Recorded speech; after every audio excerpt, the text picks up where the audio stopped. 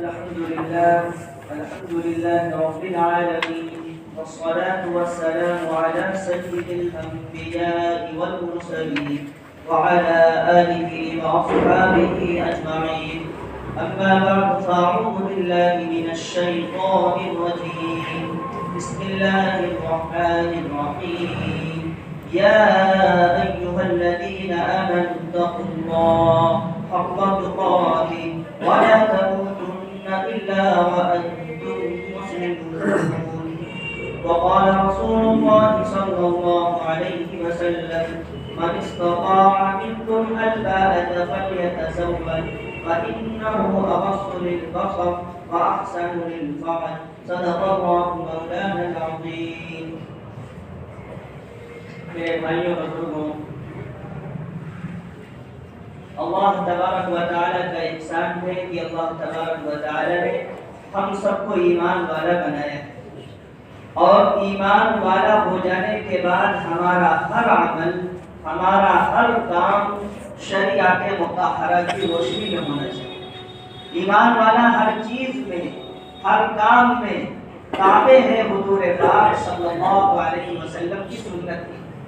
حضور پاک علیہ السلام نے جس موقع پر خوشی کا اظہار کیا ہے، ایمان والا اس موقع پر خوشی منائے گا، اور نبی پاک علیہ السلام نے جس موقع پر خوشی نہیں منائی تو اس موقع پر ایمان والا خوشی نہیں منائے۔ جو موقع حضور پاک علیہ السلام کے لیے غم کا رہا، وہ موقع ایمان والے کے لیے غم کا ہے۔ باقی جو موقع اللہ کے رسول صلی اللہ علیہ وسلم کے لیے غم کا نہیں ہے، تو ایمان والا بھی اس موقع پر غم نہیں کرے گا۔ یعنی ہر چیز میں ایمان والا حضور پاک علیہ السلام کے طریقے اور سنت کے تابع ہے۔ اور دنیا کو اللہ تبارک و تعالی نے جنت اور جہنم کا پردہ بنایا ہے، اس کا عکس بنایا ہے۔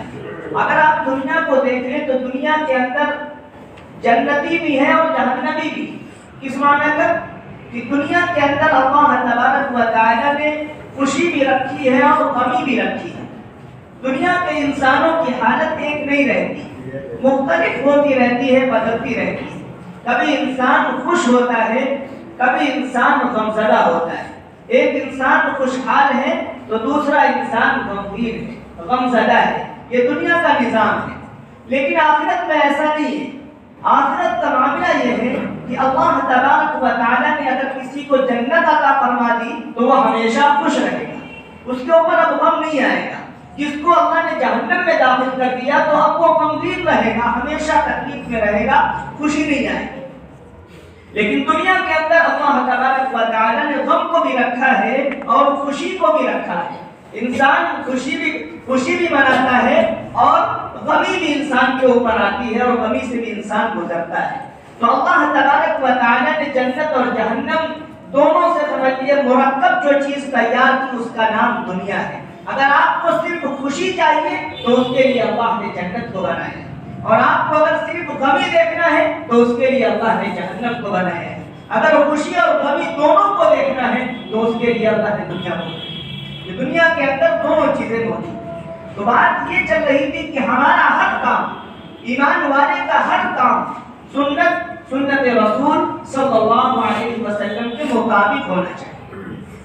اس لیے کہ ہم نے کلمہ پڑھ کر یہ اقرار اور یہ اظہار کر لیا ہے کہ ہم اس بات کا اقرار کر چکے ہیں کہ اللہ کے سوا کوئی معبود نہیں، اور محمد صلی اللہ علیہ وسلم اللہ کے پیغمبر اور رسول ہیں۔ پیغمبر اور رسول ہونے کا مطلب یہ ہے کہ حضور پاک علیہ السلام کے طریقے پر چل کر ہی کامیابی ممکن ہے۔ ان کے علاوہ جتنے طریقے دنیا میں رائج ہیں، عالم کے اندر رائج ہیں، سب کے اندر ناکامی اور خسارہ اور نقصان اور گھاٹا ہے۔ اس بات کا اظہار ہم نے کیا۔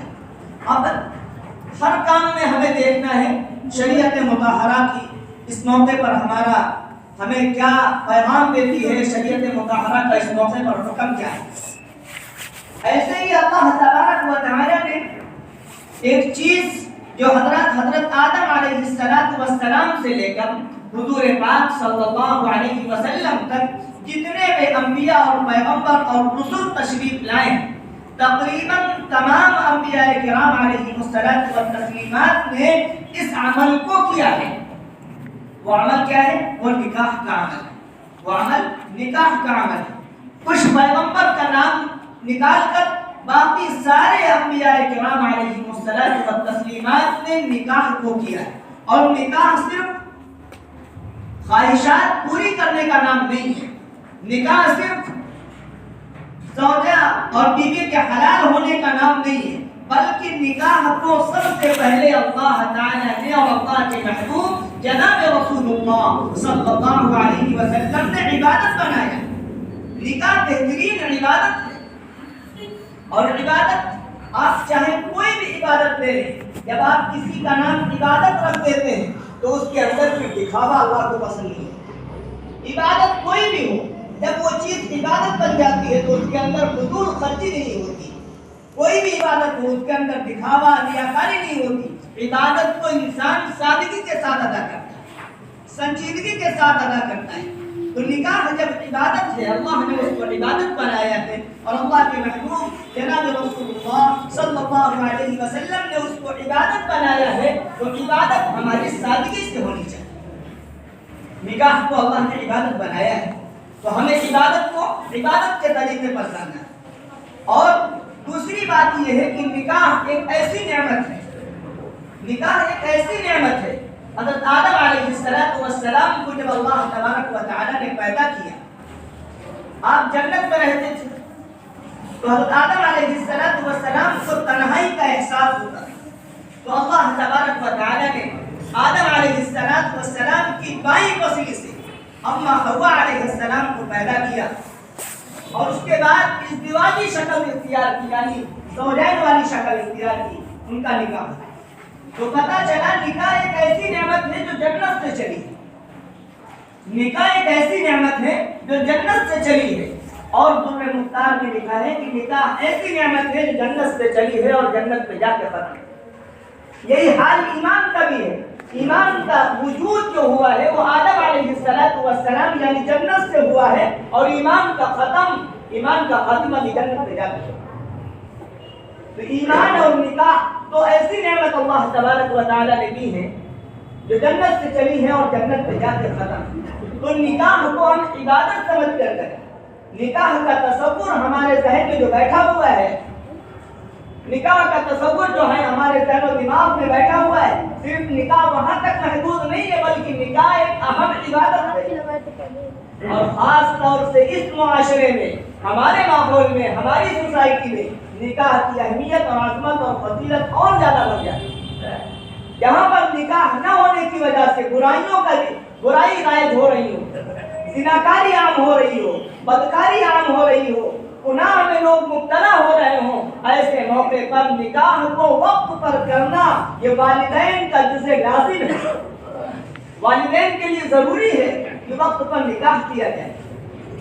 اللہ کے محبوب جناب رسول اللہ صلی اللہ علیہ وسلم نے فرمایا من استطاع منکم الباءة فلیتزوج، فرمایا جو شخص تم میں سے نکاح کی استطاعت رکھتا ہے، الباءة کے معنی بہت سارے آتے ہیں، جو تم میں سے اتنی طاقت رکھتا ہے کہ ٹھکانہ بیوی کو دے سکتا ہے، نان و نفقہ اٹھا سکتا ہے، خرچہ اس کا اٹھا سکتا ہے، تو اللہ کے محبوب صلی اللہ علیہ وسلم نے فرمایا فلیتزوج، اس کو چاہیے کہ وہ نکاح کرے۔ اور پھر آگے آپ نے نکاح کی دو فضیلت بیان کی، دو اہمیت بیان کی کہ نکاح کا مقصد گویا کہ آپ نے بیان کیا کہ نکاح کا مقصد کیا ہے۔ فَإِنَّهُ أَغَضُّ لِلْبَصَرِ، کہ نکاح کا پہلا مقصد یہ ہے کہ جب بندہ نکاح کر لیتا ہے تو نظر کی حفاظت سے محفوظ ہو جاتا ہے، نکاح کی حفاظت ہو جاتی ہے، نظر کی حفاظت ہو جاتی ہے۔ اور دوسری چیز آپ نے فرمائی وَأَحْسَنُ لِلْفَرْجِ، شرمگاہ کی حفاظت ہو جاتی ہے۔ یعنی نکاح کے دو مقصد حضور پاک علیہ السلام نے خود ہی ارشاد فرما دیے کہ نکاح کا مقصد یہ ہے کہ نظروں کی حفاظت اور شرمگاہ کی حفاظت۔ اسی لیے نکاح کرنے کے بعد بھی جو لوگ گناہ میں مبتلا ہیں، جو لوگ غلط کاری میں مبتلا ہیں، وہ اس بات کو سوچے کہ نکاح کا مقصد جو اللہ کے محبوب صلی اللہ علیہ وسلم نے بیان کیا ہے وہ مقصد ہمارا کیوں نہیں پورا ہوا۔ جو مقصد اللہ کے محبوب ارشاد فرماتے ہیں۔ اس کا مطلب یہ ہے کہ ہمارے اندر کوئی کمی ہے، ورنہ نکاح کا مقصد یہ ہے کہ انسان حرام کاری سے بچے، انسان برے کاموں سے بچے، انسان ان چیزوں کی طرف نہ جائے جو اللہ تعالیٰ نے اس کے لیے حرام اور ناجائز قرار دی۔ انسان کے لیے اللہ تبارک و تعالیٰ نے نکاح کو جائز طریقہ رکھا ہے اور بہترین طریقہ نکاح کو اللہ تبارک و تعالیٰ نے انسان کے لیے بنایا، ایمان والے کے لیے بنایا۔ تو ایمان والا نکاح کرے۔ صحابہ کرام رضوان اللہ تعالی علیہم اجمعین کے سامنے ایک مرتبہ حضور پاک علیہ السلام نے ارشاد فرمایا کہ شوہر جب اپنی بیوی سے ملاقات کرتا ہے اس پر بھی شوہر کو اجر ملتا ہے۔ صحابہ کرام رضوان اللہ تعالی علیہم اجمعین نے سوال کیا کہ یا رسول اللہ، اس میں تو انسان اپنی خواہش کو پورا کرتا ہے، انسان اپنی خواہش کو پورا کر رہا ہے، اس میں کیسے نیکی ملے گی، اس میں کیسا ثواب ملے گا؟ تو اللہ کے محبوب صلی اللہ علیہ وسلم نے ارشاد فرمایا کہ اگر یہی خواہش وہ ناجائز طریقے سے پورا کرتا، یہی خواہش اگر وہ زناکاری کے ذریعے سے پورا کرتا تو گناہ ہوتا، اس کے اوپر سزا لاگو ہوتی۔ اس گناہ سے بچ کر اس نے جائز طریقہ نکاح کو اختیار کیا، اس لیے اللہ تبارک و تعالیٰ اس کو نیکی دیتے ہیں، ثواب عطا۔ اور قرآن کی آیت میں اشارہ کرتی خذوا ما آتاکم الرسول فخذوه وما نهاکم عنه فانتهوا، کہ اللہ کے رسول جو تمہیں دے وہ لے لو اور جس سے منع کرے اس سے رک جاؤ۔ یعنی کچھ کام کا کرنا عبادت اور کچھ کام سے رک جانا بھی عبادت ہے۔ کچھ کام کرنے کا حکم ہے تو کرنے میں عبادت کا ثواب ملے گا، اور جس کام سے اللہ کے محبوب صلی اللہ علیہ وسلم نے منع فرمایا ہے ان کاموں سے رک جانا عبادت ہے۔ اس لیے میرے بھائیوں، نکاح عبادت ہے تو اس کو عبادت کے طریقے پر کرنا ہے۔ ہمارے معاشرے میں، ہمارے کلچر میں، ہماری سوسائٹی میں یہ بات داخل ہو گئی ہے کہ لڑکے کی طرف سے لڑکیوں پر الٹے سی لڑکیوں کے والدین سے تقاضے کیے جاتے ہیں، جہیز کے مطالبات کیے جاتے ہیں۔ اس کا شریعت میں کوئی حکم نہیں، یہ تو بہت ہی گری ہوئی چیز ہے، تحقیر اور ذلیل چیز ہے کہ انسان لڑکی کے والدین سے اس چیز کا سوال کرے، جہیز کا مطالبہ کرے، یہ فلاں چیز ہم کو جہیز میں چاہیے۔ یہ تو بہت گری ہوئی چیز ہے، اس کا تو تصور نہیں ہو سکتا۔ اور والدین بھی سمجھتے ہیں ہماری بیٹی ہے، ہماری بیٹی ہے، ایک اکیلی بیٹی ہے یا دو بیٹی ہے، جتنا دینا ہے اس کو دے دو۔ اور اس کے ضد میں لڑکی بھی یہ سمجھتی ہے کہ جو والدین نے ہم کو دے دیا یہی ہمارا حق تھا، اب گھر میں ہمارا کوئی حق نہیں۔ حالانکہ جہیز الگ چیز ہے، وراثت الگ چیز ہے۔ آج ہمارے یہاں وراثت سے محرومی ہے، لڑکیوں کا کوئی حصہ گھروں میں نہیں لگتا، زمین جائیداد میں مال میں ابا کا انتقال ہوا، لڑکے نے سب ہڑپ کر کے رکھ لیا، جو لڑکے ہیں انہوں نے رکھ لیا، لڑکی کا کوئی حصہ نہیں۔ حالانکہ قرآن کریم کا یہ فیصلہ ہے یوصیکم اللہ فی اولادکم للذکر مثل حظ الانثیین، قرآن نے فیصلہ کر دیا ہے کہ اللہ تم کو وصیت کرتا ہے، اور وصیت اور نصیحت دونوں میں فرق ہوتا ہے۔ نصیحت تو ہر ایک کو کی جاتی ہے، لیکن جب کسی خاص بات پر تنبیہ کرنا مقصود ہوتا ہے وہاں اللہ وصیت کا لفظ استعمال کرتا ہے۔ اللہ وصیت بول رہے ہیں یوصیکم اللہ فی اولادکم، اللہ تمہاری اولاد کے بارے میں یہ وصیت کرتا ہے کہ لڑکے کے اگر دو حصے ہیں تو لڑکی کا ایک حصہ ہے۔ آج ہم جہیز کے نام پہ لڑکیوں کو دے دیتے، آپ جہیز نہ دیں، لڑکی کو جو وراثت میں حصہ ملتا ہے اس وراثت میں اس کو حصہ دیں۔ اگر آپ نہیں دے رہے تو آپ ظالم ہیں، قیامت کے دن اللہ کی بارگاہ میں آپ ظالم بن کے حاضر ہیں۔ یہ بات کوئی ہوا میں نہیں کہی جا رہی، اللہ کے محبوب جناب رسول اللہ صلی اللہ علیہ وسلم نے ارشاد فرمایا کہ دنیا کے اندر اگر کسی نے کسی کی ایک بارش کی زمین میں ہڑپ کر لی، قیامت کے دن اس حال میں آئے گا ساتوں زمین کا طوق بنا کر اس کے گلے میں ڈال دیا۔ یہ ظلم ہے، یہ ظالم ہے انسان۔ آج ہم اپنے بیٹیوں کو حق مار رہے ہیں، بھائی اپنی بہن کا حق مار رہا ہے، اور جہیز دے کر ہم یہ سمجھتے ہیں ہم اپنی بیٹی سے بری ہو گئے، ہم نے جہیز دے دیا ہم سمجھتے ہیں ہم اپنی بیٹی سے پار ہو گئے۔ آدمی سوچے ذرا سے۔ اس لیے میرے بھائیوں، نکاح کو صحابہ کرام رضوان اللہ تعالی علیہم اجمعین نے عبادت سمجھا تھا، اور نکاح عبادت بھی سمجھی جائے، اور نکاح اہم عبادت ہے اور صحابہ کرام نے شادی کو سادی بنایا تھا، یعنی نکاح کو سادہ کیا تھا اور اپنے نکاح کو مسجدوں کے اندر کرو، اس کی ترغیب جناب رسول اللہ صلی اللہ علیہ وسلم نے دی۔ فرمایا اعلنوا النکاح، نکاح کا اعلان کرو، وجعلوه فی المساجد، اور نکاح کو مسجدوں کے اندر کیا کرو۔ مسجد ایک بابرکت جگہ ہے، مقدس جگہ ہے، نکاح ایک عبادت ہے اور عبادت کے ادا کرنے کے لیے سب سے بہترین جگہ مسجد ہے، اس لیے نکاح کو مسجدوں میں کرو۔ جب نکاح مسجدوں میں ہوگا تو نکاح کے اندر خیر آئے گی، برکت آئے گی، اور نکاح جب میرج ہالوں میں ہوگا اور وہاں پر ہوگا جہاں پر ناچنے والی اور گانے والی آتی ہیں اور جہاں پر گانے بجتے ہیں، جہاں پر خرافاتیں ہوتی ہیں، جب عبادت نکاح جیسی عبادت کو وہاں پر انجام دیا جائے گا تو کہاں سے خیر آئے گی، کہاں سے برکت آئے گی، کہاں سے اس نکاح کے اندر بھلائی آئے گی۔ آدمی سوچے طرح سے اللہ کے محبوب جناب رسول اللہ صلی اللہ علیہ وسلم کے سامنے ساری باتیں، آپ نے ساری باتیں کھول کر صحابہ کرام رضوان اللہ تعالی علیہم اجمعین میں سے ایک صحابی ہیں حضرت جابر بن عبداللہ رضی اللہ تعالی۔ جابر بن عبداللہ رضی اللہ تعالی عنہ کی روایت کے اندر آتا ہے 9 بہنیں تھیں، بعض روایتوں میں آتا 7 بہنیں تھیں، تو محدثین تصدیق یہ دیتے ہیں کہ جہاں پر 9 بہنوں کا تذکرہ ہے وہاں ساری بہنیں ان کی 9 تھیں، اور جہاں پر 7 بہنوں کا تذکرہ ہے وہاں پر مطلب یہ ہے جو 2 بہنوں کا نکاح ہو گیا تو ان کو ذکر نہیں کیا۔ تو کہنے کا مقصد جابر بن عبداللہ رضی اللہ تعالیٰ عنہ نے نکاح کر لیا۔ اللہ کے محبوب جناب رسول اللہ صلی اللہ علیہ وسلم کے پاس آئے تو اللہ کے رسول نے فرمایا جابر تم نے نکاح کر لیا؟ فرمایا جی یا رسول اللہ۔ آپ نے فرمایا سیبہ سے کیا یا باقرہ سے کیا؟ سیبہ کہتے ہیں شادی شدہ کو، جو شادی شدہ ہو پہلے سے، اور باقرہ کہتے ہیں جو ہمارے یہاں جس کو کنواری بولتے ہیں۔ تو آپ نے فرمایا کس سے کیا؟ تو حضرت جابر بن عبداللہ رضی اللہ تعالیٰ عنہ نے کہا کہ ہم نے سیبہ سے نکاح کیا ہے، یعنی ایسی عورت سے نکاح کیا جو پہلے سے شادی شدہ تھی، دوسرے یعنی بیوہ طلاق شدہ تھی یا بیوہ تھی بیٹھی تھی ان سے نکاح کیا۔ تو آپ نے فرمایا اللہ کے رسول صلی اللہ علیہ وسلم نے جو جملے استعمال فرمائے، آپ نے فرمایا تم باقرہ سے نکاح کرتے وہ تم سے کھیلتی تم اس سے کھیلتے۔ اللہ کے محبوب صلی اللہ علیہ وسلم کی یہ جملے ہیں۔ تو حضرت جابر رضی اللہ تعالیٰ نے فرمایا یا رسول اللہ ہماری 7 بہنیں تھیں، اگر ہم باقرہ سے کرتے تو وہ اپنے میں پڑی رہتی، ہماری بہنوں کا کوئی خیال نہ کرتا، اس لیے ہم نے سیبہ سے نکاح کیا ہے۔ کہنے کا مقصد ایسے ہی عبد الرحمن بن عوف کا واقعہ ہے۔ یہ 2 نکاح یہ اس بات کو بتلا رہے ہیں کہ صحابہ کرام رضوان اللہ تعالی علیہم اجمعین نے اتنا سادہ نکاح کیا کہ حضور کو بھی خبر نہیں ہے۔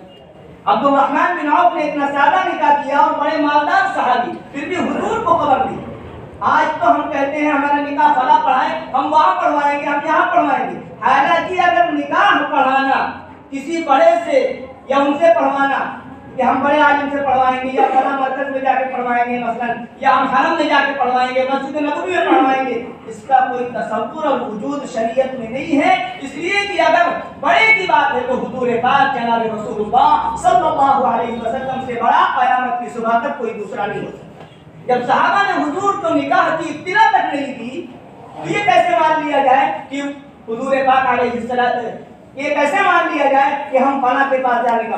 یہ شرف کی بات تو ہو سکتی ہے کہ فلاں نے ہمارے نکاح پڑھایا، لیکن شریعت کے دائرے سے اگر دیکھا جائے تو یہ بہت بڑی بات نہیں ہے۔ اس لیے میرے بھائیوں اپنے نکاح کو مسجدوں میں کرو اور اپنے نکاح کو سادہ بناؤ، اور جہیز کی جو لعنت ہمارے معاشرے میں رائج ہے اللہ کے واسطے ان لعنتوں کو، اس جہیز جیسی بدترین مرعون چیز کو ختم کرو اور وراثت کو اپنی بیٹیوں کو دو، وراثت میں ان کا حصہ لگاؤ۔ جو بیٹوں کا حق ہے وہ بیٹوں کو دو اور جو بیٹیوں کا حق ہے وہ بیٹیوں کو دو، ورنہ قیامت کے دن آپ جہیز نہ دیں اللہ کچھ نہیں پوچھے گا، اللہ مطالبہ نہیں کرے گا، لیکن اگر وراثت نہیں دیں گے تو قیامت کے دن اللہ آپ سے سوال کرے گا، اللہ آپ سے پوچھے گا۔ اللہ تعالیٰ سے دعا ہے کہ اللہ تعالیٰ ہم سب کو ان باتوں پر عمل کرنے کی توفیق عطا فرمائے۔ وآخر دعوانا الحمدللہ۔